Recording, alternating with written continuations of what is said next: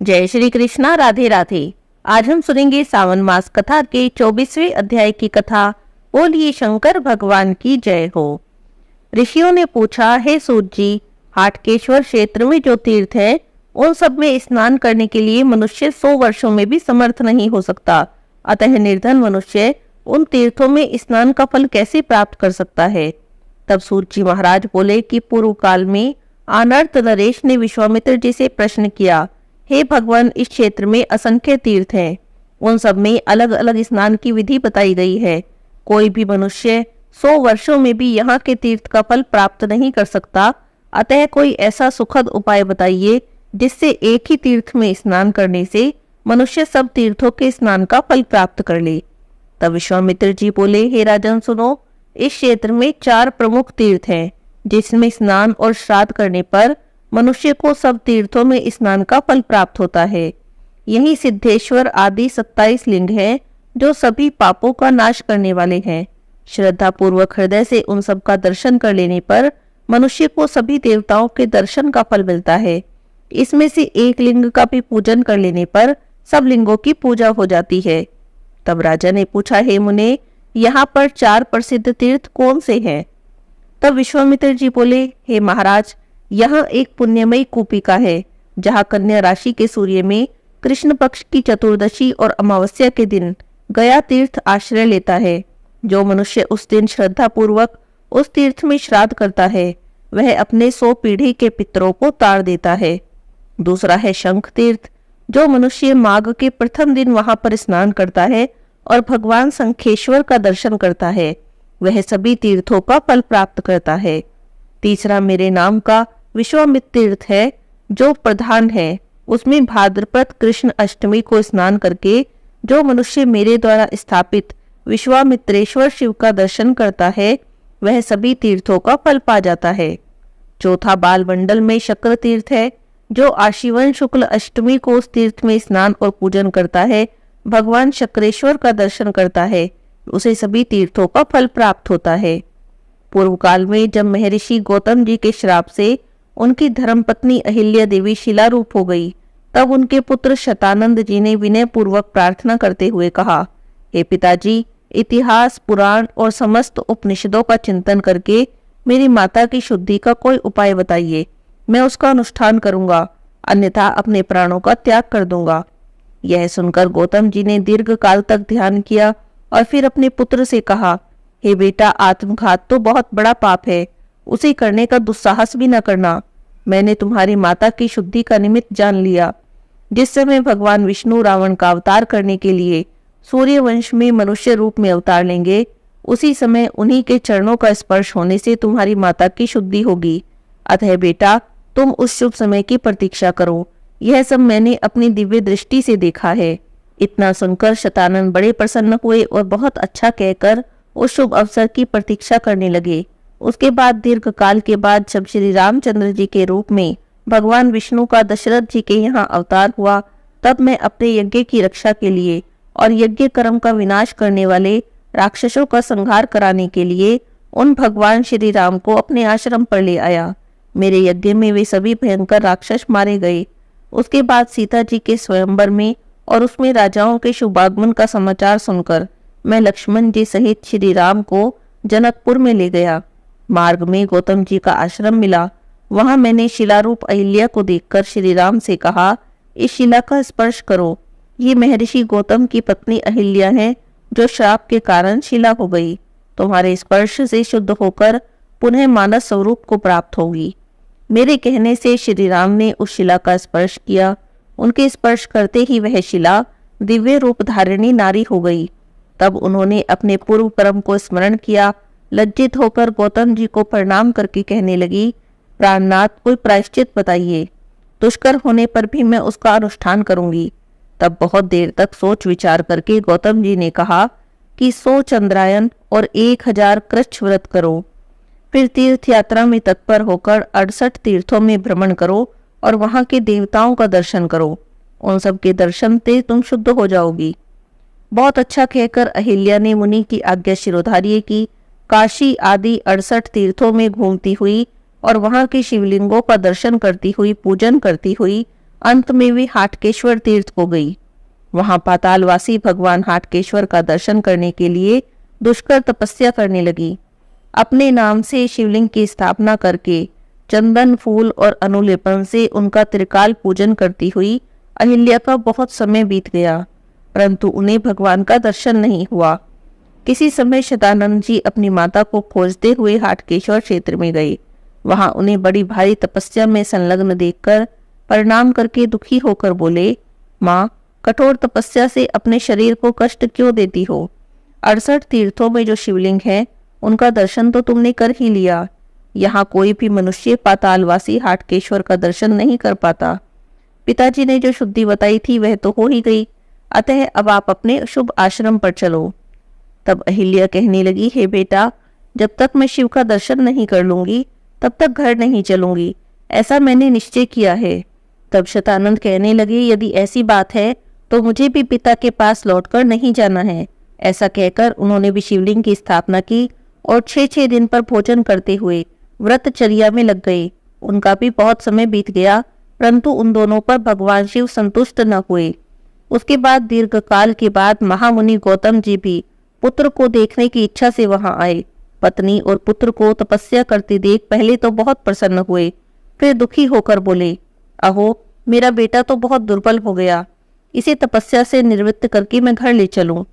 उनकी बातें सुनकर शतानंद जी ने कहा, पिताजी, मैंने माताजी को तपस्या छोड़कर घर लौटने के लिए कहा, परंतु ये भगवान शिव का दर्शन किए बिना घर लौटने को राजी नहीं। मैं भी माता के बिना नहीं लौटूंगा, ये मेरा निश्चय है। तब गौतम जी कहने लगे, बेटा, यदि तुम्हारा और तुम्हारी माता का यही निश्चय है तो मैं भी तुम्हारे साथ तपस्या करता हूँ। मैं अपने तप से तुम्हारी माता को शिव का दर्शन कराऊंगा। ऐसा कहकर वे भी तपस्या में लग गए। 100 वर्षों तक एक दिन का अंतर देकर भोजन करते रहे, फिर 6-6 दिन के अंतर पर भोजन करने लगे और उतने ही समय तक फल और जल पर रहे। इसके बाद 100 वर्षों तक केवल वायु पीकर रहे। तब पृथ्वी फोड़कर 12 सूर्यों के समान एक शिवलिंग प्रकट हुआ। इसी समय भगवान चंद्रशेखर ने मुनि गौतम जी को दर्शन दिए और कहा कि मैं तुम्हारी तपस्या से संतुष्ट हूँ। हे महामुने, यही मेरा हाटकेश्वर लिंग है जो तुम्हारी भक्ति देखकर पाताल से प्रकट हुआ है। इसी के दर्शन के लिए तुमने पुत्र और पत्नी सहित यहाँ तप किया।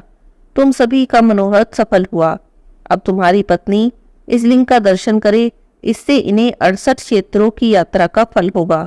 तुम भी कोई अभिष्ट वरदान मांगो। तब गौतम जी ने कहा कि पातालवासी हाटकेश्वर शिव एक बार दर्शन करने से जो फल प्राप्त होता है वही पुण्य इस शिवलिंग के दर्शन से प्राप्त हो। जो भी मनुष्य भक्ति भाव से चैत्र शुक्ला चतुर्दशी में इसका पूजन करे वे स्वर्ग को जाए। इस लिंग के प्रभाव और अहिल्येश्वर जी के दर्शन से सभी पाप दूर हो जाएं। शतानंद ईश्वर के दर्शन से भी सभी मनुष्य शुद्ध हो जाएं, ऐसा ही वरदान दे। गौतम जी को अभिष्ट वरदान देकर भगवान शिव वहां से अंतर्ध्यान हो गए। आज के अध्याय की कथा यहीं पर समाप्त होती है। अगले अध्याय की कथा हम कल सुनेंगे। बोलिए शंकर भगवान की जय हो। वाशकल नाम के एक गांव में बिंदु नाम का एक ब्राह्मण रहता था। वह बड़ा ही अधर्मी, दुरात्मा और महापापी था। उसकी पत्नी बहुत सुंदर थी। उसका नाम चंचुला था। वह सदा उत्तम धर्म का पालन करती थी, परंतु बिंदु वैश्यगामी था।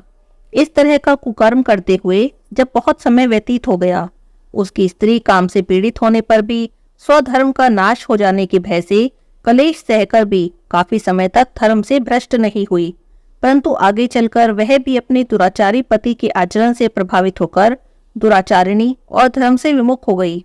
इस तरह से दुराचार में डूबे उन पति पत्नी का बहुत सा समय व्यर्थ बीत गया। वैश्यागामी दूषित बुद्धि वाला वह दुष्ट ब्राह्मण बिंदु समय अनुसार मृत्यु को प्राप्त होकर नरक में चला गया। बहुत दिनों तक नरक के दुखों को भोगकर वह मूढ़ बुद्धि पापी विंध्य पर्वत पर भयंकर पिशाच हुआ। इधर उस दुराचारी बिंदु के मर जाने पर वह चंचुला नाम की स्त्री बहुत समय तक अपने पुत्रों के साथ घर में रहती रही। पति की मृत्यु के बाद वह अपने धर्म से गिरकर पर पुरुषों से संग करने लगी। सतिया विपत्ति में भी अपने धर्म का पालन करना नहीं छोड़ती। यही तो तप है। तप कठिन तो होता है, लेकिन इसका फल बहुत मीठा होता है। विषयी इस सत्य को नहीं जानता, इसीलिए विषयों के विष फल का स्वाद लेते करता है। एक दिन देव योग से किसी पुण्य पर्व के आने पर वह अपने भाई बंधुओं के साथ गोकर्ण क्षेत्र में गई। उसने तीर्थ के जल में स्नान किया और बंधुजनों के साथ इधर उधर घूमने लगी। घूमते घूमते वह एक देव मंदिर में गई। वहां उसने एक ब्राह्मण के मुख से भगवान शिव की परम पवित्र और मंगलमयी कथा सुनी। कथावाचक ब्राह्मण कह रहे थे कि जो स्त्रियां व्यभिचार करती हैं, वे मरने के बाद जब यमलोक जाती हैं, तब यमराज के दूत उन्हें तरह तरह से यंत्रणा देते हैं। वे उनके कामंगों को तप्त लोहे के दंडों से दागते हैं, तप्त लोहे के पुरुष से उसका संसर्ग कराते हैं। ये सारे दंड इतनी वेदना देने वाले होते हैं कि जीव पुकार पुकार कर कहता है कि अब ऐसा नहीं करूंगा, लेकिन यमदूत उसे नहीं छोड़ते। कर्मों का फल तो सभी को भोगना पड़ता है। देव, ऋषि, मनुष्य, इससे सभी बंधे हुए हैं। ब्राह्मण के मुख से यह वैराग्य बढ़ाने वाली कथा सुनकर चंचुला भय से व्याकुल हो गई। कथा समाप्त होने पर सभी लोग तो वहां से चले गए और कथा बाँचने वाले ब्राह्मण देवता से तब चंचुला ने कहा, हे ब्राह्मण, धर्म को ना जानने के कारण मेरे द्वारा बड़ा दुराचार हुआ है। हे स्वामी, मेरे ऊपर कृपा करके मेरा उद्धार कीजिए। आपके प्रवचन को सुनकर मुझे इस संसार से वैराग्य हो गया। मुझ मूढ़ चित्त वाली पापिन को धिक्कार है। मैं निंदा के योग्य हूँ।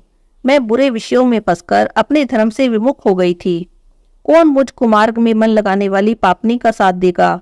जब यमदूत मेरे गले में फंदा डालकर मुझे बांधकर ले जाएंगे और नरक में मेरे शरीर के टुकड़े करेंगे, तब मैं कैसे उन महायातनाओं को सहन कर पाऊंगी? मैं तो सब प्रकार से नष्ट हो गई हूँ, क्योंकि मैं हर तरह के पाप में डूबी हूँ। हे ब्राह्मण, आप मेरे गुरु हैं, आप ही मेरे माता पिता हैं। मैं आपकी शरण में आई हूँ। मुझ अबला का अब आप ही उद्धार करें। सूत जी कहते हैं कि हे शौनक जी, इस तरह विलाप करती हुई चंचुला ब्राह्मण देवता के चरणों में गिर गई। तब ब्राह्मण ने उसे उठाया और कहा, हे देवी, तुम सौभाग्यशालिनी हो जो भगवान शंकर की कृपा से तुमने वैराग्यपूर्ण शिव पुराण की कथा सुनकर समय से अपनी गलती का एहसास कर लिया। अब तुम डरो मत, भगवान शिव की शरण में जाओ। उनकी परम कृपा से तुम्हारे सभी पाप नष्ट हो जाएंगे। मैं तुम्हें भगवान शिव की कथा सहित वह मार्ग भी बताऊंगा जिसके द्वारा तुम्हें सुख देने वाली उत्तम गति प्राप्त होगी। शिव कथा सुनने से तुम्हारी बुद्धि शुद्ध हो गई है और तुम्हें पश्चाताप हुआ, मन में वैराग्य उत्पन्न हुआ।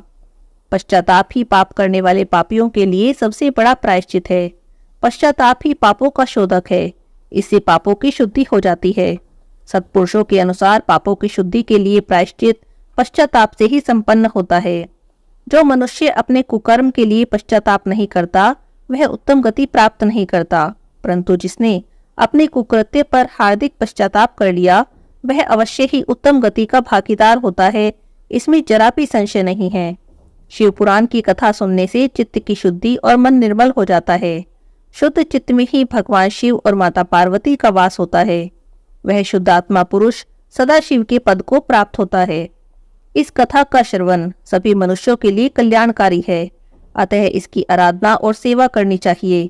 यह कथा भवबंधन रूपी रोग का नाश करने वाली है।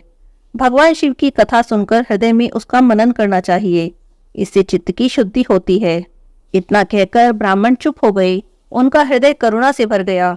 वे ध्यान में मग्न हो गए। ब्राह्मण का उपदेश सुनकर चंचुला के नेत्रों में आनंद के आंसू आ गए।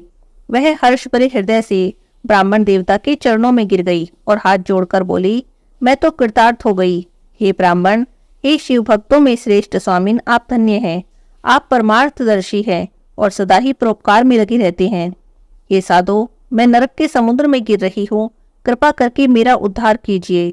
जिस पौराणिक और अमृत के समान सुंदर शिव पुराण की कथा की बात आपने कही, उसे सुनकर मेरे मन में वैराग्य उत्पन्न हुआ है। उस अमृतमयी शिव पुराण की कथा को सुनने के लिए मेरे मन में बड़ी श्रद्धा हो रही है। कृपा कर आप मुझे वह कथा सुनाइए। सूत जी कहते हैं, शिव पुराण की कथा सुनने की इच्छा मन में लिए चंचुला उन ब्राह्मण देवता की सेवा में वही रहने लगी। उस गोकर्ण नाम के महाक्षेत्र में उन ब्राह्मण देवता के मुख से चंचुला ने शिव पुराण की भक्ति, ज्ञान और वैराग्य बढ़ाने वाली और मुक्ति देने वाली परम उत्तम कथा को सुना, जिसे सुनकर वह कृतार्थ हो गई। उसका चित्त शुद्ध हो गया। वह अपने हृदय में भगवान शिव के सगुण रूप का चिंतन करने लगी। वह सदैव शिव के सच्चिदानंदमय स्वरूप का स्मरण करती थी। अपना समय पूरा होने के बाद चंचुला ने बिना किसी कष्ट के अपने शरीर को त्याग दिया। उसे लेने के लिए एक दिव्य विमान वहां पहुंचा। वह विमान शोभा साधनों से सजा था, शिवगणों से सुशोभित था। चंचुला विमान से शिवपुरी में गई। उसके सारे पाप नष्ट हो गए थे। वह दिव्यांगना हो गई थी। वह गौरांगी देवी मस्तक पर अर्धचंद्र का मुकुट और अन्य दिव्य आभूषण पहने शिवपुरी में पहुंची। वहां उसने सनातन देवता त्रिनेत्रधारी भगवान महादेव को देखा। सभी देवता उनकी सेवा में भक्ति भाव से उपस्थित थे। उनके अंगों की कांति करोड़ों सूर्यों के समान प्रकाशित हो रही थी। 5 मुख, हर मुख में 3-3 नेत्र थे। मस्तक पर अर्धचंद्र का मुकुट शोभायमान हो रहा था। कंठ में नील चिन्ह था। उनके साथ में देवी गौरी भी विराजमान थी, जो विद्युत पुंज के समान प्रकाशित हो रही थी। महादेव जी की कांति कर्पूर के समान गौर थी। उनके शरीर पर श्वेत वस्त्र थे। श्वेत भस्म से उनका शरीर युक्त था। इस तरह से भगवान शिव के परम उज्जवल रूप के दर्शन करके चंचुला बहुत प्रसन्न हुई। उसने भगवान को बारंबार प्रणाम किया और हाथ जोड़कर आनंद और संतोष से युक्त होकर विनीत भाव से खड़ी हो गई। उसके नेत्रों से आनंद अश्रों की धारा बहने लगी। भगवान शंकर और भगवती गौरी उमा ने करुणा के साथ सौम्य दृष्टि से देखकर चंचुला को अपने पास बुलाया। गौरी उमा ने उन्हें प्रेम पूर्वक अपनी सखी बना लिया। चंचुला सुखपूर्वक भगवान शिव के धाम में उमा देवी की सखी के रूप में निवास करने लगी। सूत जी कहते हैं, हे ऋषियों, एक दिन चंचुला आनंद में मग्न उमा देवी के पास गई और दोनों हाथ जोड़कर उनकी स्तुति करने लगी। चंचुला ने कहा, हे गिरिजानंदिनी, हे स्कंद माता उमा, आप सभी मनुष्यों और देवताओं के द्वारा पूज्य हैं और समस्त सुखों को देने वाली हैं। आप शंभु प्रिया हैं। आप ही सगुना और निर्गुणा हैं। हे सच्चिदानंद स्वरूपनी, आप ही प्रकृति की पोषक हैं। हे माता, आप ही संसार की सृष्टि, पालन और संहार करने वाली हैं। आप ही ब्रह्मा, विष्णु और महेश को उत्तम प्रतिष्ठा देने वाली परम शक्ति हैं। सूत जी कहते हैं, हे ऋषियों, सदगति प्राप्त चंचुला इस प्रकार उमा देवी की स्तुति करके शांत हो गई। उसकी आंखों में प्रेम के आंसू आ गए। तब शंकर प्रिया भक्त वत्सला उमा देवी ने बड़े प्रेम से चंचुला को चुप कराते हुए कहा, हे सखी चंचुला, मैं तुम्हारी स्तुति से बहुत प्रसन्न हूँ। बोलो, क्या वर मांगती हो? तब चंचुला ने कहा, हे गिरिराज कुमारी, मेरे पति बिंदुक इस समय कहाँ हैं? उनकी कैसी गति हुई, यह मुझे बताइए और कुछ ऐसा उपाय कीजिए ताकि हम फिर से मिल सकें। हे महादेवी, मेरे पति एक शूद्र जाति की वैश्या के प्रति आसक्त थे और पाप में डूबे हुए थे। तब गिरिजा ने कहा, हे बेटी, तुम्हारा पति बिंदुक बड़ा पापी था। उसका अंत बड़ा भयानक हुआ। वैश्या का उपभोग करने के कारण वह मूर्ख नरक में अनेक वर्षों तक अनेक प्रकार के दुखों को भोगकर अब शेष पापों को भोगने के लिए विंध्य पर्वत पर पिशाच की योनि में रह रहा है। वह दुष्ट वहीं वायु पीकर रहता है और सब प्रकार के कष्टों को सहता है। सूत जी कहते हैं, हे ऋषियों, गौरी देवी की यह बात सुनकर चंचुला बहुत दुखी हुई। फिर मन को किसी प्रकार स्थिर करती हुई दुखी मन से उसने देवी गौरी से पूछा, हे महादेवी, मुझ पर कृपा करें और मेरे पापी पति का अब उद्धार कर दें। कृपा करके मुझे बताइए जिससे मेरे पति की उत्तम गति हो सके। तब गौरी देवी ने कहा, यदि तुम्हारा पति बिंदुक शिव पुराण की पुण्यमयी उत्तम कथा को सुने तो वह इस दुर्गति को पार करके उत्तम गति का भागी हो सकता है। अमृत के समान मधुर गौरी देवी का यह वचन सुनकर चंचुला ने दोनों हाथ जोड़कर मस्तक झुकाकर उन्हें बारंबार प्रणाम किया और प्रार्थना की कि मेरे पति को शिव पुराण की कथा सुनाने की व्यवस्था करें। ब्राह्मण पत्नी चंचुला के बार बार प्रार्थना करने पर गौरी देवी ने भगवान शिव की महिमा का गान करने वाले गंधर्वराज तुम्बुरु को बुलाकर कहा, हे तुम्बुरु, तुम भगवान शिव के भक्त हो। तुम्हारी भगवान शिव में प्रीति है। तुम मेरे मन की सभी बातें जानकर मेरे कार्यों को सिद्ध करते हो। तुम मेरी इस सखी के साथ विंध्य पर्वत पर जाओ। वहां एक महाघोर और भयंकर पिशाच रहता है। पूर्व जन्म में वह पिशाच बिंदुक नाम का ब्राह्मण था और मेरी सखी चंचुला का पति था। वह वैश्यागामी हो गया। उसने स्नान संध्या आदि सब छोड़ दिया। क्रोध के कारण उसकी बुद्धि भ्रष्ट हो गई। दुर्जनों से उसकी मित्रता हो गई और सज्जनों से द्वेष बढ़ गया। वह अस्त्र शस्त्र से हिंसा करता, लोगों को सताता, उनके घरों में आग लगा देता, चांडालों से दोस्ती करता और रोज वैश्या के पास जाता। पत्नी को त्याग कर दुष्ट लोगों से दोस्ती करता और उन्हीं के संपर्क में रहता। वह मृत्यु तक दुराचार में फंसा रहा। मृत्यु के बाद उसे पापियों के भोग स्थान यमपुर में ले जाया गया। वहां घोर नरकों को सहकर इस समय वह विंध्य पर्वत पर पिशाच बनकर रह रहा है और अपने पापों का फल भोग रहा है। तुम उसके सामने परम पुण्यमयी पापों का नाश करने वाली शिव पुराण की दिव्य कथा का प्रवचन करो। इस कथा को सुनने से उसका हृदय सभी पापों से मुक्त हो जाएगा और शुद्ध हो जाएगा। वह प्रेत योनि से मुक्त हो जाएगा। दुर्ग से मुक्त होने पर उस बिंदुक नाम के पिशाच को विमान पर बैठाकर तुम भगवान शिव के पास ले जाना। सूत जी कहते हैं, हे ऋषियों, माँ उमा का आदेश पाकर गंधर्वराज तुम्बरु प्रसन्नता के साथ अपने भाग्य की सराहना करते हुए चंचुला को साथ लेकर विमान से पिशाच के निवास स्थान विंध्य पर्वत पर गए। वहां पहुंचकर उन्होंने विकराल आकृति वाले पिशाच को देखा। उसका शरीर बहुत विशाल था, उसकी ठोड़ी बड़ी थी। वह कभी हंसता था, कभी रोता था, कभी उछलता था और कभी गिरता था। तब गंधर्वराज तुम्बुरु ने बिंदुक नाम के पिशाच को पाशों से बांध लिया। उसके बाद तुम्बुरु ने शिव पुराण की कथा कहने के लिए स्थान की तलाश करके मंडप की रचना की। शीघ्र ही इस बात का पता लोगों को चल गया कि एक पिशाच के उद्धार के लिए देवी पार्वती की आज्ञा से तुम्बुरु शिव पुराण की अमृत कथा सुनाने के लिए विंध्य पर्वत पर आए हैं। उस कथा को सुनने के लिए लोग से बहुत से देव ऋषि वहां पहुंच गए। सभी को आदर पूर्वक स्थान दिया गया। पिशाच बिंदुक को पाशों में बांधकर आसन पर बिठाया गया। तब तुम्बुरु ने परम उत्तम शिव पुराण की अमृत कथा का गान शुरू किया। उसने पहली विंध्येश्वर संहिता से लेकर 7वीं वायु संहिता तक शिव पुराण की कथा का स्पष्ट वर्णन किया। 7 संहिताओं सहित शिव पुराण को सुनकर सभी श्रोता कृतार्थ हो गए। परम पुण्य में शिव पुराण को सुनकर वह पिशाच सभी पापों से मुक्त हो गया और उसने पिशाच का शरीर त्याग दिया। शीघ्र ही उसका रूप दिव्य हो गया। उसका शरीर गौर वर्ण का हो गया। शरीर पर श्वेत वस्त्र और पुरुषों के आभूषण आ गए। इस प्रकार दिव्य देहधारी होकर बिंदुक अपनी पत्नी चंचुला के साथ स्वयं भी भगवान शिव का गुणगान करने लगा। उसने इस दिव्य रूप को देखकर सभी को बड़ा आश्चर्य हुआ। उसका मन परम आनंद से परिपूर्ण हो गया। सभी भगवान महेश्वर के अद्भुत चरित्र को सुनकर कृतार्थ हो गए। उनका यशोगान करते हुए अपने अपने धाम को चले गए। बिंदुक अपनी पत्नी चंचुला के साथ विमान में बैठकर शिवपुरी की ओर गया। महेश्वर के गुणों का गान करता हुआ बिंदुक अपनी पत्नी चंचुला और तिम्बुरु के साथ शीघ्र ही शिव धाम में पहुंच गया। भगवान शिव और देवी पार्वती ने उसे अपना पार्षद बना लिया। अब दोनों पति पत्नी सुखपूर्वक भगवान महेश्वर और देवी गौरी के श्री चरणों में अविचल निवास पाकर धन्य हो गए। बोलिए शंकर भगवान की जय हो, माता पार्वती की जय हो।